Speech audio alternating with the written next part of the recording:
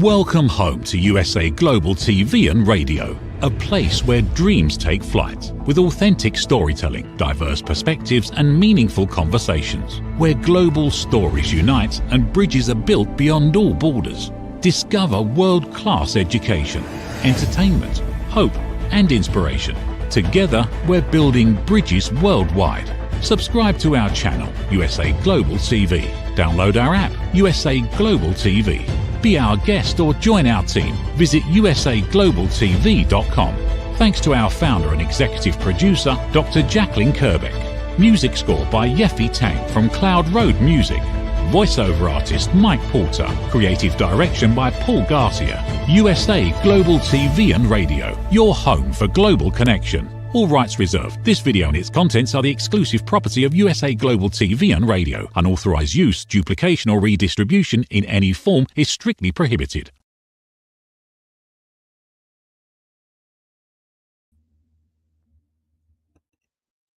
Good morning, good afternoon, good evening, and welcome to USA Global TV and Radio. I'm Dr. Jacalyn Kerbeck, and our show today is Talking Heads.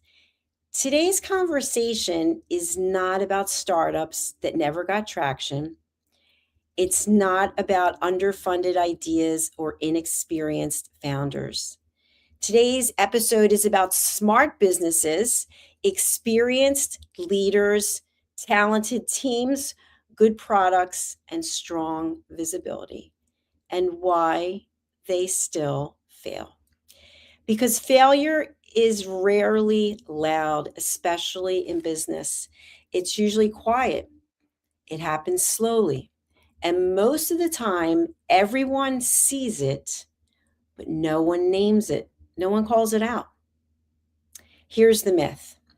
We like to believe that businesses fail because of strategy, money, or market timing. But the truth is, that's the story we tell ourselves because that's really comfortable. And the same is actually true in a relationship, but we'll get to that later. Most smart businesses don't fail because they made bad decisions. They fail because they avoided the hard conversations, the difficult ones that nobody wants to talk about. They fail because of what was tolerated. They fail because of what was ignored. They fail because of what they just let go. They fail because of what was excused, what was delayed, and what was labeled, this isn't the right time. Nobody wants to talk about it. But here are the real reasons why businesses fail. These are the reasons why smart businesses fail. Smart businesses run by smart, talented, educated, experienced people. The first thing is, at the leadership level, there's very poor listening. Now, you know, I'm the listening mentor. I advocate about listening all the time. And so have you ever been in an organization where leadership just didn't listen to anything? You would come with an idea, or maybe you'd be asked for your opinion and you would give it and nothing happens. And so when this happens over time, where leadership is not listening, it starts to literally become like a disease, like a plague. It just starts to spread throughout the organization because people don't feel validated. They don't feel heard. And they feel that whatever the position is that they have in that company, they have no authority. When leaders stop listening, people stop talking. And when people stop talking, problems don't disappear. They just go underground. Poor leadership means not listening to feedback, not inviting other opinions, and not creating that safety net for truth. When you don't feel safe, you don't feel protected, you're not going to feel like you can communicate or that you can share. But when a leader does create a space like that, then people are actively contributing and they're happy to give their opinion or share what it is that they see. The second thing that I see is avoidance is disguised as productivity. And we've talked about this before on this show as well as other shows. People will use the term, I'm so busy. Busy does not mean productive. To me, busy is coming from a place of ego, either the ego in terms of fear that you're not doing enough or that you're not going to be perceived as bringing enough value, so you're really busy. But productivity is really the measurable, that is what's dependent on a business's success. That's one of them. So busy does not mean effective, and just because there's motion taking place does not equal leadership. I've seen this in organizations where there's a lot of meetings that are being held. You can't even get to somebody because their day is completely booked up with back-to-back meetings. And then there's no action that's taken as a result of whatever was discussed in the meeting. There's just more meetings to talk about why we're not hitting our goals or why the team isn't measuring up. But yet there's no time for productivity because we're so busy. The third problem that I've noticed is that there's a cultural problem mislabeled as a strategy problem. Let's talk a little bit about this. When a team isn't aligned, leaders will often blame the plan. And think about this. Have you ever had to do a business plan, commit to something, and then it's not working? So you just say, oh, it's the plan. The plan is the problem. But someone created the plan. And maybe whomever it is that's responsible for those deliverables is not acting on any of them, or they're not even actionable, or you haven't met with your team to review if these are actionable items that people want to take on and take responsibility for.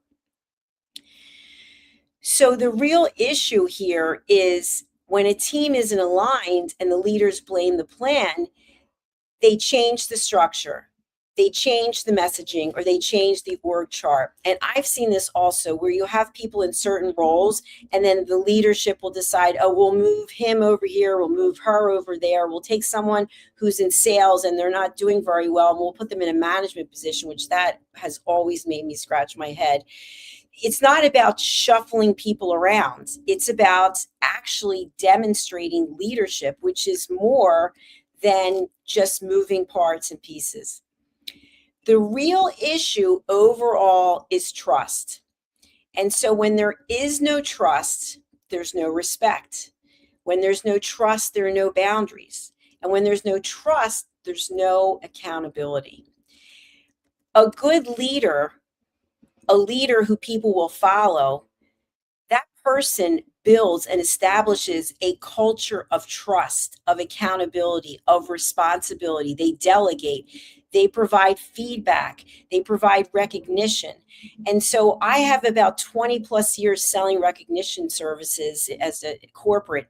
And to me, I'm always interested when organizations have no recognition program whatsoever, or a recognition program is capped after a certain accomplishment, because people want to be recognized. They want to be continuously motivated throughout their entire career. Or even if you are involved in a consumer loyalty program, if that loyalty program shuts off after a certain amount of time, you start to revisit your own loyalty and think, well, why was it that you were happy that I was your client or your customer up until a certain point, and then you just decided that my loyalty didn't matter? So think about some of these things for your own organization, and what are you doing to build trust? The fourth is tolerance of small issues. A toxic personality that gets results, a high performer who disrespects others, a partner who avoids responsibility.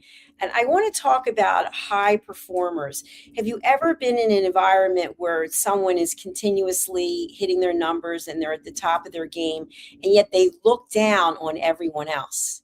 And by doing so, what they've done is they've pretty much silenced the people beneath them and come from a place of ego. And so if they were ever to move into a position of leadership, then they're not going to have those people following them because they haven't built a community of trust.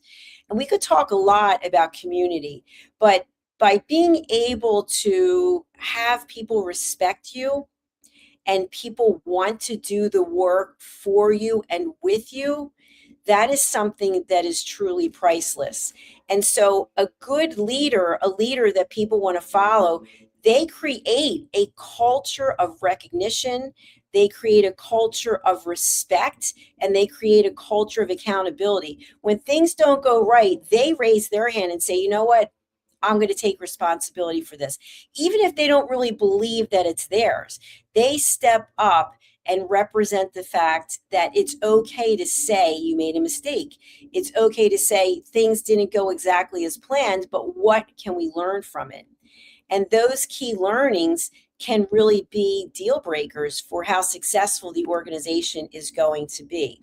So I want you to think about your organization and what's coming up for you when I'm bringing up some of these things.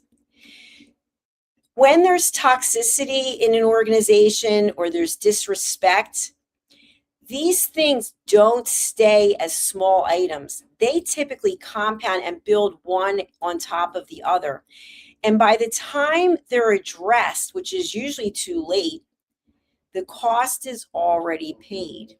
So, whatever is going on in your organization today, are people talking about it? Are they addressing it? Are you, as a leader, creating a safe space for people to come forward and say, by the way, I just wanted to share something with you, but I'm afraid I might lose my job.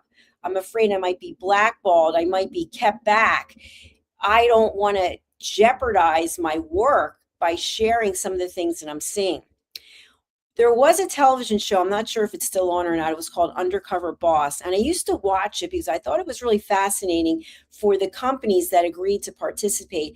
And typically it'd be the CEO or a high level leader who would get in a disguise and then would go into the organization at a lower level so that they could see what was going on in the core foundation of the business. And many times they had no idea before this what the different organization levels were doing, the different silos within the company. And so once they got into the role and they realized how crucial each and every role and job was within the organization, it really changed things around. And by the end of the show, the CEO or the executive, they would have already been coached by the leader for that specific division or line that they were working in about some of the things that they could have done better. And at the end, the person reveals who they are, and then they have meetings with each of the different people. My father used to tell me, he would say, you need to know all aspects of your business because you need to know if they're running efficiently. And many people, as leaders, they don't think that this is their task. They think, well, I'm just doing this role. I'm in sales, I'm in marketing. And I want to share something with you that I've shared before, but I think it really warrants being referenced again because it was a great key learning. When I was doing my doctoral residency, I had to go to Arizona and I was there for 3 weeks, and we were in these cohorts of 5 people, and each cohort was given uh, a business case, and we had to analyze the business case. And then, as the 5 of us, each of the 5 would have a role in sharing the solution to the business case that we had. So, at the time, I was in sales, I was a salesperson. So, I was going to open and I was going to close the meeting. And I got up to speak, and of course, the facilitator was there. And so we had worked diligently, my team and I, overnight to put together the solution to this business case. And so as I was speaking, the facilitator was in the back of this room and he had this 3x5 card. And on there were the words, please sit down.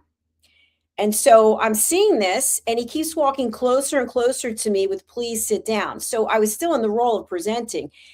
And I looked at him and he had it right in front of my face. And he said, please sit down. I said, you want me to sit down? And he said, I want you to sit down. So I sat down, and then he pointed to the second person and told them to move over. So now the second person was ready to do their part of the presentation, but they certainly were not ready to do my part of the presentation. So they start going through the computer trying to find what I was going to present. And the facilitator comes up, please sit down, with the 3x5 card. So then he moved the third person, the fourth person. So finally, the fifth person, the last person, was supposed to do the entire presentation. And he couldn't do it because he didn't know it. So the facilitator closed down the laptop and told him to sit down. And so we were all furious because we had worked on this case study. But the point of it wasn't actually us coming up and regurgitating what we already knew. It was the fact that we didn't know the other parts of the presentation. And that's the same thing in a business. We get so closed off that we only know what we're doing. And so the facilitator's point was, let's say a team of you is going in to present something and somebody's flight is delayed and they don't make it. Who's going to do their part? And so sometimes businesses fail because the roles that we're in are so siloed that we are not seeing what the other entities within an organization are doing, and how what they're doing is impacting what we're doing, and how what we're doing is impacting what they're doing. So think about marketing, thinking about sales, thinking about manufacturing, accounting, HR. They're all related in some way. And when we don't have any idea about the other parts of an organization, that can lead to failure. So does that mean that if you are in a leadership role, or if you're planning on going into a leadership role, you need to study each and every aspect of an organization? No, but to a degree, going and meeting with leaders from the other parts of the organization and learning, hey, what are the challenges that you're working on in this year, so that you can understand how what they're doing and how what you're doing may impact your success. It may impact the bottom line. It may impact consumer loyalty, or it may impact shareholder equity. All of these things are related, and that's in alignment with what makes a business successful. So a leader who's in touch with what's going on in the organization will definitely set themselves apart from other leaders who are just busy and being busybodies, just doing the role that they were hired to do, and that's it. Here's the part that no one wants to talk about or say out loud. Just because there's visibility, in other words, you're visible, you're walking around, you're talking to people, that doesn't mean that the business is healthy. Revenue doesn't equal integrity, and growth doesn't equal sustainability. So what do these things mean? People might say, well, my company's making a lot of money. Does that mean it's sustainable? Does that mean that you're acting with integrity? Not necessarily. Not necessarily. It's not just one thing. Just because you show up and you are visible in your organization, does that mean that the company is viable, that it's successful? No. You can look successful and still be unstable. You can be profitable and be deeply broken. And you can be admired publicly and be completely dysfunctional privately. And when you think about this, think of some of the A-list celebrities that we hear about in Hollywood who have made millions and millions of dollars. They're very successful. Or think about sports figures. And you see them on Sundays, watching games, etc. And then you read these stories about what's really been going on in their life, and you had no idea. And you say to yourself, I don't understand. They're making all this money, or they're on television, or they have a huge following. I don't understand how it is that this came about. I watched a documentary, which I had a lot of respect for NFL football players after seeing this, but it was a documentary about how, and this is my interpretation of it, of how someone gets drafted into the NFL and they sign a contract and they're getting paid a huge amount of money. And it's more money than they've ever had in their entire life. And they hire people to manage the money, or they don't hire anyone to manage it. And they buy people in their family, they buy them homes, they buy them cars. And before you know it, they're broke. And their body's broken from all of the contacts during the football games. And so they can't get work doing what it is they've been doing after a certain age. And then they don't have any money because they mismanaged it, or someone mismanaged it for them. And so the whole point is, they can look successful. They have a lifestyle that seemingly they're doing well, but yet it's actually broken. And of course, this is a generalization. It doesn't apply to everyone, but it's the same kind of thing in business. Don't always believe what you see with your eyes. So we don't want to be one of those businesses. Smart leaders fail when leaders choose comfort over clarity. We've seen this in the news as well. Leaders get complacent. They are not looking at what their competitors are doing. They're not looking at what their customers need. Our customers dictate a lot of things, but many people in the leadership role, they're getting paid very well, and they don't want to look at what does the customer want? What does the industry dictate? How is artificial intelligence playing a role in this? So they sort of turn a blind eye to this because they don't want that clarity. Because once they have the clarity, that means that action will have to take place. And so action is something else we will discuss a little bit later. So this is accountability without blaming. This is not about blaming, it's about responsibility. Strong leadership requires the courage to listen. And I talk a lot about listening and why it's so important. Now, today, I'm doing all the talking because I'm the only person here. So if I wasn't talking, you would just be seeing a screen with nothing but blackness and wondering why I'm here.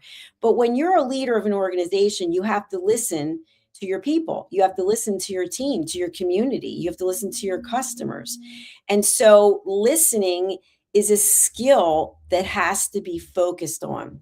Now, many people will think, well, we're listening all the time. No, we're hearing. That doesn't mean we're listening. They're two different things. So a successful leader will take the time to learn how to listen. Strong leadership also requires pausing.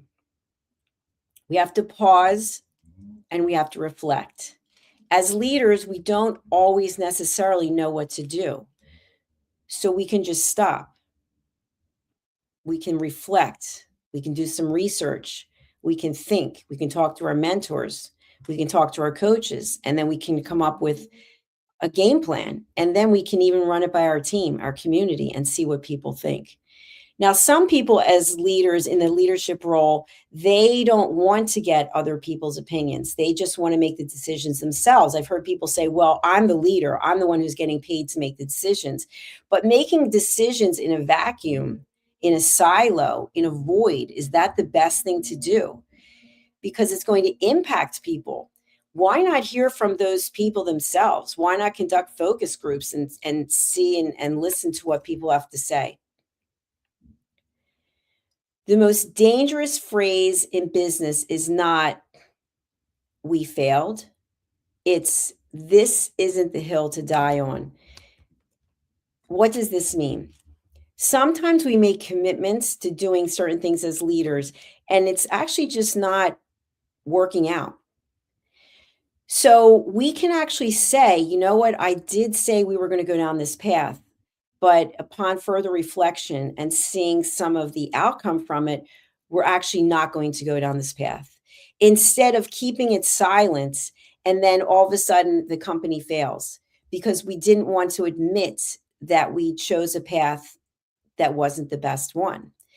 So coming together as a community, as a team, as an organization, and discussing things is really what is most impactful, as opposed to just keeping things quiet and silent. And then the failure comes when the company implodes. So if you're leading a business or a team or an organization, I'd like you to ask yourself this: what conversation am I putting off? What is it I'm postponing? What behavior am I tolerating that I really don't want to? What truth do I already know, but I haven't named? Recently, I did a show about when we know the truth and we can't unsee it. So in your organization, are you seeing things that you can no longer unsee?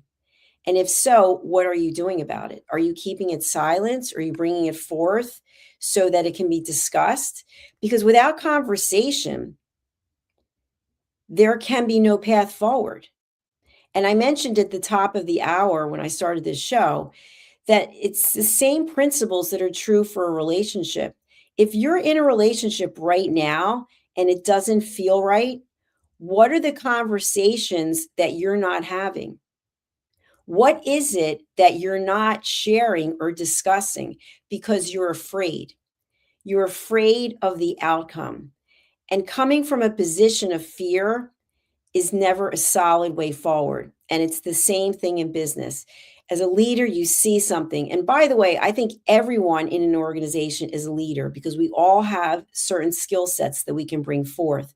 So, congratulations to each and every one of you who are coming forward with observations or ideas and bringing them forth in a respectful way because you want to contribute to the success of the company. Smart businesses do not fail overnight. It's just like relationships. They don't fail overnight. Maybe you've met someone and it's not working out, that's not a long-term relationship. But if you've been in a relationship and it's not working out, you probably identified things along the way that didn't feel right. And you just chose to turn a blind eye. You didn't want to discuss it with the person because you didn't want to get into a conversation, or maybe you thought they would leave and you just decided to stay silent and you're unhappy. And the same thing happens in businesses. There are red flags along the way that things are not going right. And as leaders, we have to stand up and say, okay, I'm going to address this. And you come forward to your team and you say to your team, listen, I respect you. I appreciate you. I want to share with you what I'm seeing. It's the way we bring forth the information.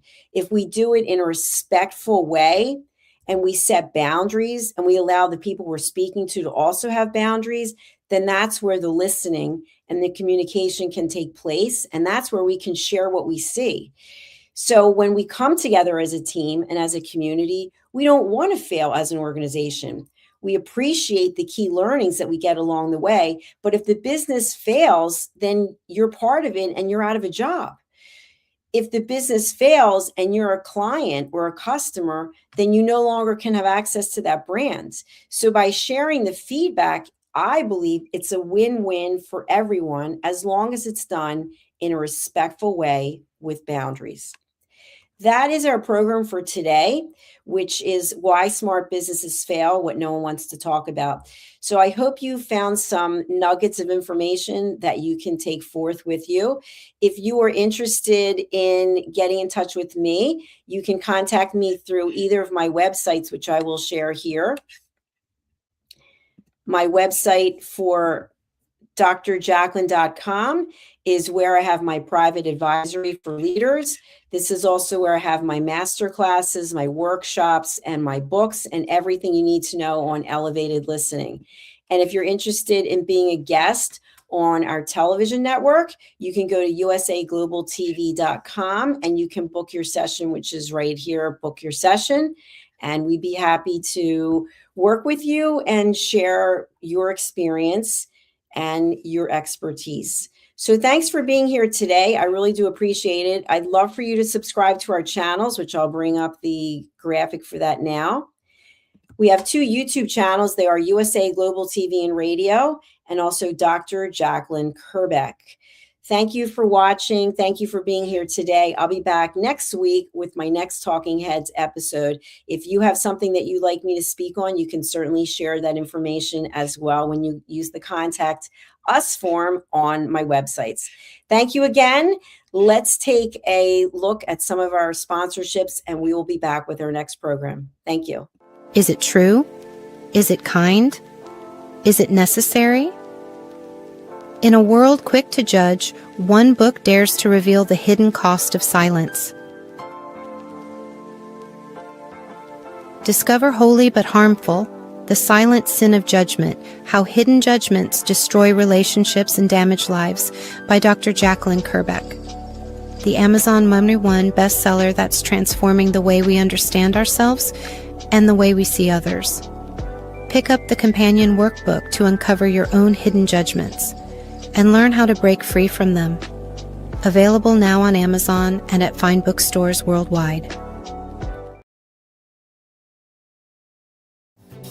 USA Global TV and Radio proudly presents Tracy Cram Perkins, a dementia caregiving survivor teaching how to balance care with peace of mind. #1 resource for dementia caregivers. It's the book Dementia Home Care: How to Prepare Before, During, and After. Over 17,000 copies sold of this must-have guide. And now a testimonial from Tracy Smith. If I was to describe this book to someone who is going through a similar situation, I would underscore how important it is to have some sort of a tool or a guidebook to help you through certain stages. And there's so many, it's such an unknown topic to the average person. And to have this as a reference is essential. It's going to help you get through it personally, as well as help your loved one manage. To learn more, go to tracycramperkins.com. Tracy Cram Perkins is an award-winning author. She's also the host of Dementia Home Care television show. Watch it here on USA Global TV and Radio. Thank you, viewers and listeners of USA Global TV and Radio, for joining us today. We're honoured to have your time and attention as part of our global community. At USA Global TV and Radio, we believe in the power of authentic conversations, meaningful connections, and creating a world of possibilities together. Want to be part of something bigger? Join our team of elevated listeners at usaglobaltv.com, a space where your voice matters and your ability to listen transforms relationships. Stay connected with us across all our platforms for thought-provoking discussions, expert insights, and empowering stories. Subscribe to our channels at youtube.com/c/USAGlobalTV. Follow us on social media and explore the endless opportunities we're creating for growth, learning, and inspiration. Together, we're not just broadcasting, we're building bridges and changing lives one conversation at a time. For inquiries, contact us at info@usaglobaltv.com. Music by Johnny Dies. Produced by Executive Producer and Director Dr. Jacalyn Kerbeck. Voiceover by Mike Porter. Creative Direction by Paul Garcia. All rights reserved. Copyright 2025. Visit usaglobaltv.com to view our full terms and conditions.